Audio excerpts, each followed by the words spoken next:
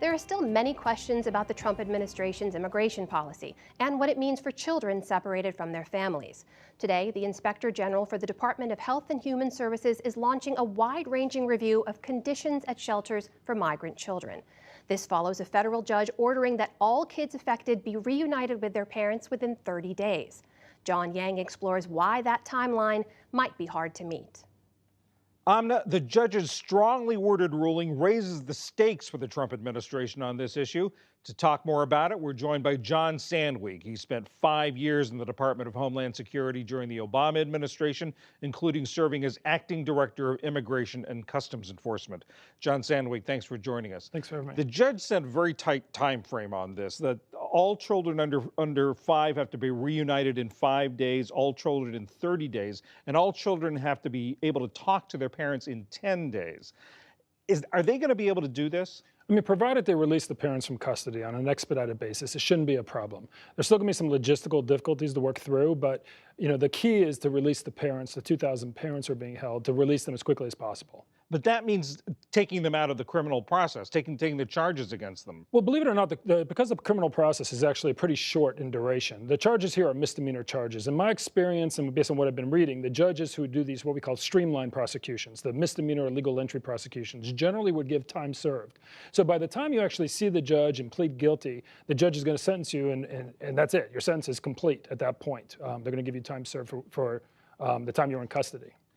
The judge in his decision said that in a conference with the government lawyers as recently as last week, they said they had no plans in place for reconciliation, for reuniting these families. I think the administration was trying to have their cake and eat it too. They wanted to continue to detain the parents. But once the kids are put into that foster system, there was just no way they could have brought the kids back to the parents and continued the detention. So I think what you were seeing was the administration didn't have a plan by which they could continue the detention of the parents and still keep the president's promise of reuniting the kids. I think that's why the judge's order is so important. It's going to force the administration to recognize the realities and release the parents so they can reunify with their children. They also said the government told the judge that they do have a system in place for communications to allow the parents to communicate with the children. But if that's the case, why is it so hard? Why are parents saying that they are having so much difficulty finding out where their children are and talking to them? Because, John, this was never done before. Never have we intentionally separated family units in immigration. We would do it only in the rarest of circumstances where you had, say, a dangerous felon or somebody of that nature, and you otherwise had no choice for public safety but to do it.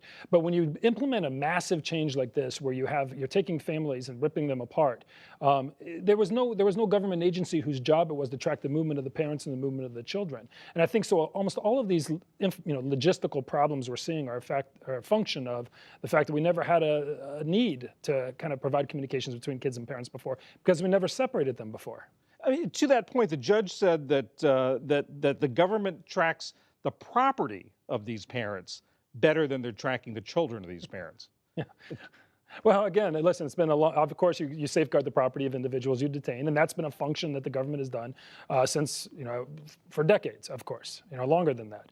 But again, what we did here is, and what's frustrating to me is I understand the frustrations of people who say we got to end catch and release. I get it. There's a simple way to handle that through the hiring of immigration judges. But to implement a massive sea change in our policy and our procedures without engaging in the planning, identifying those questions of who, what, when, and where, who's going to track the children, who's going to track the parents, what's our reunification plan? Do we have the budget to do this? All of those questions that the judge is talking about could have been answered and should have been answered, but they're very foreseeable. They should have been answered before you implement the policy change. And help me understand also this process and how this system works. The judge said that parents can no longer be deported without their children. How common is that parents are sent back to their home countries, yet their children remain in detention in the United States? Prior to the implementation of this policy, it was generally very, very rare. The policy in place before was not to let these people go permanently. It was just to keep the family unit intact. So they stay in deportation proceedings. They have an immigration hearing where they're going to be ordered deported potentially, but they do it as a family group together. But the administration, the idea here was, okay, if we split the kids apart from the parents, the parents will be, because they're detained, they'll be fast-tracked in the immigration court. Detained cases move much more quickly than non-detained cases. The problem was the kids, because they're not traditionally detained, they're in a foster facility, they go on a much slower pace. So we are starting to see that, right in the very beginning of this process, but had this gone on, I think you would have seen almost all of these parents would have been deported while their kids were still going through this separate legal process that moves much slower. But eventually, would they be reunited with their parents, sent back to the home country as well? I mean, thankfully, we're not going to have to answer that question. I will tell you it's much more difficult than I think people realized, because it could be years, 3-4 years before the child has a hearing before an immigration judge where they could be ordered deported. Some of these kids would actually become eligible because they would be legally deemed to have been abandoned by their parents. They'd have become eligible potentially for green cards in the United States.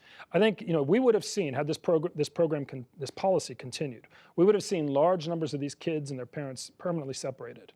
As someone who spent time in the federal government and was an administrator in the federal government, I want your reaction to this. The judge in this order called the circumstances chaotic. He said they belie measured and ordered governance, which is central to the concept of due process enshrined in our Constitution.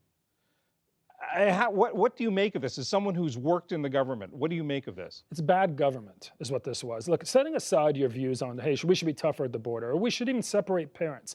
I think every single taxpayer could agree that we need to have a government that is run competently.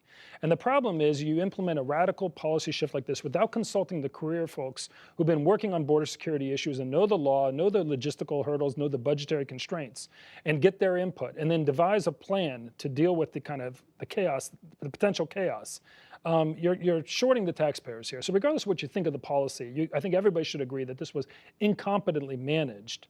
And it doesn't appear to me, look, I spent hundreds of hours in meetings at the White House where we're going through all the budgeting, all the logistics, whenever we're going to implement a major policy.